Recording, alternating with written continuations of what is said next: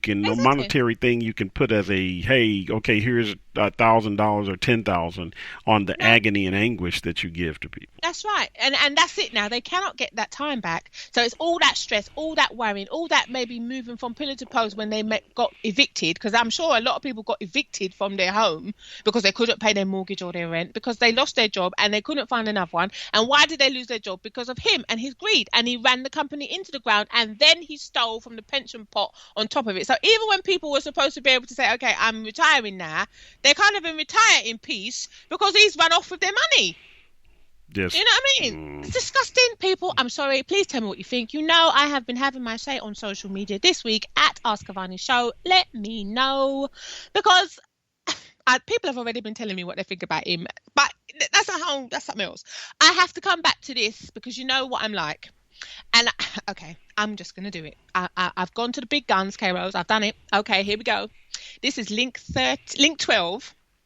Okay, and link 13 because it's a link to the tweet. Because people might think, okay, she's just saying that because she's on the radio. She ain't really done it. Hello, you really don't know me very well if you think I'm going to tell you I've done something that I haven't done. Believe me, trust and believe. When I tell you I've done something, I've done it. Okay, link 12, K-Rose. This is what I sent, because I've even sent tweets on Twitter to the current UK Chancellor of the Exchequer, no less, Philip Hammond. Okay? Because I don't play. Let's go. Because you know what, Keros, this week, right, he's doing, I think it is either the spring budget. So I decided that I was going to tell him that this is what he needs to factor in. And I said, please start preparations for universal basic income in the next UK government budget. Because this is going to happen. And it's basically, we're talking about the gig economy will kill people's so-called nice, secure job. And Keros, do you ever think there has ever been such a thing as a nice, secure job, especially in this day and age when we know that no one gets a job for life anymore? Well, it's not unless I own the company. Well, there you go. It may not even be secure if I own the company if I run it into the ground. Well, yeah, but most people ain't that stupid. Yeah, a lot Because of they're people trying to aren't. keep. You're right. I From agree. scratch, I agree with that. Most people aren't. I agree. Most people really aren't that stupid. I agree. Yeah, you're not going to run in something into the ground that you supposedly spent all them years building up to become a success, and then all of a sudden you just take leave of your senses and decide to run it into the ground. No, something ain't right with you in the first place, isn't it? You're up to something. Right. And then you want to disappear into the ether. No, because look at all the devastation that you leave behind and all the people that you hurt. That's why he needs to go jail, because he needs to take time in there to sit down and think about his behaviours. He needs to sit there. People are laughing at me. I know you're laughing at me, but I'm telling you, I do not play. He wound me up so much. I put that out there on Twitter in a series of tweets, not just one.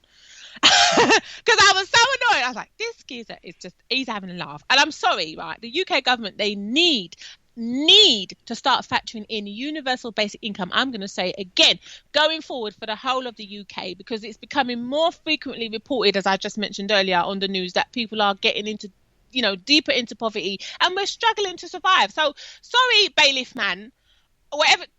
If you're chasing somebody for a luxury item, you definitely better know you ain't getting it. Okay. If you're chasing somebody for what they class as, things towards the like council tax and tax, like the tax you pay for when you've worked. If you're chasing people for that, I think it's safe to assume as well that you probably won't get that neither, because people are struggling. Okay, so how much time do you want to turn up at their house? You really ain't gonna. Remember I told you they love to add how much hundreds onto it whenever they pay you a visit. Right. Yes, Carol, that's still in effect as well. And if they can't get, that's why I start laughing, because I'm thinking, listen, if someone can't afford to pay you whatever it is, how you think they're going to pay you the extra couple of hundred that you've just sploshed on top of it for your supposed costs to turn up at their house? You really? Well, and that's something I want to ask you about, something, because we've discussed this before, and I want to make sure that the people that are listening, and they may be new listeners to the show, you mentioned that a bailiff, when you owe a particular company, or you may lose a lawsuit to somebody for some amount, or your rent is due or whatever, you are saying that the bailiff, as it's called, can come to your home and remove property that can let be them in. Don't let them in, people. Right. Well, that's another question for another day. But let's say they're let in. They're able to come in and take property and sell it to satisfy your debt. Yes. So they can say, okay, hey, there's a nice TV. If you own the TV, can they take it if you basically owe money on the TV? Well, yeah, because it's real. Especially they're gonna want to, innit? Because if you owe money on the TV and you ain't paid, they're gonna come and effectively repossess that. So it's like when they come to repossess your car, innit? If you ain't made the payments, they will get. I told you they called the pickup van to come and take it away. That's what the show is, isn't it? Can't pay, we'll take it away. That's what happens. But if you owe on a TV set, they'll come get the TV, but they can't take my other new microwave. Well, they might try to, because if if you owe the TV and that's what they've come for and it's about the TV, they will try and remove the TV. But for example, like say you owe say you owe council tax. Right, it's a good example. You owe council tax. They still want to come in to your house and take goods to apparently what they think is the amount of council tax owed if you can't pay them the money. So if you owe them £600, they want to come in your house and try and take goods worth to £600 that they can go and sell to get the money for the debt. But then if you come and take my 60-inch TV set, that's worth £1,000, let's say. Yeah, they because they might probably not be able to sell it for the full amount. Exactly. Depending on how old it is. But then I still owe on the TV set. Well, yeah, but that's your problem, isn't it? If that's what I'm saying, don't let them in. They don't care whether you haven't paid for your TV, finished paying off your TV. As far as they're concerned, that looks like it's worth at least to the amount that we need. If they think, the TV and something else, that's when they start looking around and trying to do an inventory. What else have you got? Oh, you got a computer. Oh, you got a mobile phone. Oh, what else have you got in there? Because they're just trying to get enough to satisfy the amount of what you're supposed to owe. So they don't care whether you've paid off these things or not. That's your problem. That's how this is legal. Well, it's like I said, if you let them in, then you've had it. It's legal if they get in your home. If they can get into your house and you can't stop them from trying to take things, then yeah, they can try and take your property. And like I said, they don't care. That's why a lot of people are always running from them, especially when they're trying to move the car. Like especially if it's a car and they're trying to take the car. Right. People are trying to move the car and park it somewhere else. Right. They'll park the car in the garage in somebody else's house and they do. Oh, I've seen that all the time. People are always like, okay. And then they just turn around and say, no, I'm not the person. They just lie and say, no, that person don't live here or you've just missed them. Man, I just don't believe in the United States they can't take other property unless they sue you. And like I said, they will. And if they come to your house and either you ignore them or you're not there or whatever, what they do is they leave you a letter and they say, we came here today to come for the amount of whatever it is, and you must call this person immediately to settle, because it's usually the bailiff you've got to call. Right. And then they'll say, right, and you owe this amount. Say you owe £900, but they've also said, due to the fact that we sent the bailiff round, we have also imposed costs of whatever it is, £250 or whatever it is plus on top, because we had to send the bailiff round. I told you this, K-Rose. I told you about this behaviours already. Man. I told you. and I know you've told me, but I'm also, for the new listeners and for people to understand, this is in the United States. If you owe something, if you get a big screen TV and you don't pay the payment, that company will then try and get the TV, or even they don't even care really about the TV. They're going to try and sue you and then sell your, let's say if you owe $900 on a $2,000 TV, they'll try to get you to pay it. If you don't, then they say, hey, we're going to close your account and we're going to just sell this debt to someone else. Yeah, they do that over here. They do sell the debts on. Yeah, they've done that before. But they're coming in somebody's house. That is some dangerous stuff in the United States. They try. That's why people. You can see that the bailiff don't really want to try to come in your house, but they'll get brazen with you, especially if it's a woman on her own. They will try it because they've especially if it's a big burly man and she looks like a little woman. He's gonna think, well, I can just barge past her and just go in and just have a look and take what I want and just go about my business, but he doesn't reckon on the fact that she might have a big burly husband or boyfriend or something that she's gonna call. I would never let them into my house. You must be joking. I wouldn't let them in. But yeah, but it's just crazy. I told you about the woman opening the window and throwing bodily fluids on him, innit? Ooh, yeah, you did mention that. Oh, sorry. You mentioned that. Oh my gosh, that was hilarious. She just opened the window. Oi! That'll back you up. That'll back you up.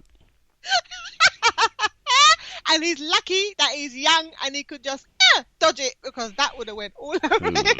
That's just yuck thinking about. And I mean, to me, that extreme of being that angry at someone, and I can understand you're having a hard time. I can understand you may not be working, so you don't have the money. But to do that, and he just wouldn't go away, and he parked himself on her driveway, and she was like, "Listen, you need to remove yourself, right?" And he's telling her, "No, I'm not going nowhere. I've come here, and I'm not leaving till I've, settled the debt. I have got the money." And she was like, "Look, I ain't got no money for you, And then she just went all quiet. And you should know, when anyone goes quiet, they're plotting for you. It's like when kids go quiet. If you hear them making up enough noise, you just think, okay, they're making noise. They're all rambunctious in there. When children go quiet, they're up to mischief, innit? So he should have been warned from then, because she went quiet. And all of a sudden, you just hear her open the window and just go, oi! Good God. I nearly died. I died laughing. I was like, you know what? Serve him right, because he should have left her alone. Well... so funny. And I just thought, and because when you realise that was not water. Okay. Oh. It wasn't water. That would be depending. It just sounds like. That there is no amount of anger that I could have about a debt that I would funny. do that, because that's gross to me. That's disgusting. I just thought, she's like, you don't want to leave? I'm going to help you along. Oh my God. That was, because he has to go now, innit? Especially if he gets hit straight in the face with that stuff. I don't want to have that visual.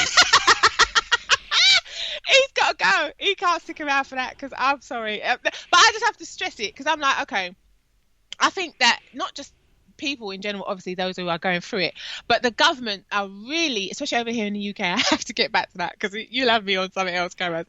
They're starting to cotton on to the fact that the so-called gig economy is really making people suffer, because like I said, companies and they're taking advantage of people.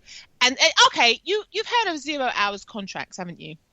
Yeah. It may be called something different here, but right. Okay. Well, over here, a 0 hours contract is basically they don't guarantee you no work. They try and take liberties with you. They don't pay the minimum wage. It's like living in limbo, because you never know when you're going to be working, and you can't plan a life, because you've got nothing stable. It's not a job. You've signed a contract, but you're sort of like in limbo, because it's not a contract where they guarantee you a set amount of hours every week at a set amount of money. But they're so cheeky, they turn around and tell you that you can't work for anyone else. So you're basically waiting for them to give you work. But if they don't, then you're struggling even more, because you've got nothing. That's why I don't understand when I've had people say to me in the past, oh, well, you should really go. And when they turn around and say to you, oh, you should go back to temping. I said, yeah, but listen, temping is even worse. Temping is on the same par, if you like, as 0 hours contracts. Because if they don't phone you for sort of 2-3 days, you've had it, because you ain't made no money. So it's actually better. That's why a lot more people would say, I'd actually prefer to go and class myself as self-employed, because at least I know that I'm putting in the hours and I'm going to make something. Mm-hmm. And I can try and pay my rent or my mortgage or whatever this month. Because if I don't do that, I've had it. I'm up the creek without a paddle, kind of thing. Because if they don't call you for 2-3 days, that's it. You've made nothing. Okay? And you're waiting for them to call. Exactly, waiting for them to call you. And on top of that, not only are you waiting for them to call you, but you also have to make sure that you're trying to keep enough money so that if they call you, you can travel to wherever it is the job may be. Because they ain't going to promise you, oh, the job's going to be in walking distance from your house. Right. No. It could be anywhere. I used to get sent all over London when I was a temp, okay? And to top it off, on top of that, back then trains weren't that great anyway, trains, buses, whatever. Now, forget it. They're on strike every other day. It's got to the point now where I'm glad I can work from home, because I can't take that. That's going to stress me out so much. I'm just going to be like, I can't do this. How long, and this is not a answer that you may ever have, but how long will the trains and your transit system be crap? Or maybe that's too general. I can't tell you, because it's got worse. Like I said, people out there, you're laughing, but I'm telling y'all, come on, share with us your experiences of being on the UK trains, buses, and tubes, because you all know. I know at least someone's had drama dramas with it at least once or twice this week alone. So come on, share at Ask Avani Show. Let me know, because I know that you was not loving that when you was stuck in the tunnel, wherever it was again. And some of these tubes, especially, the worst lines I know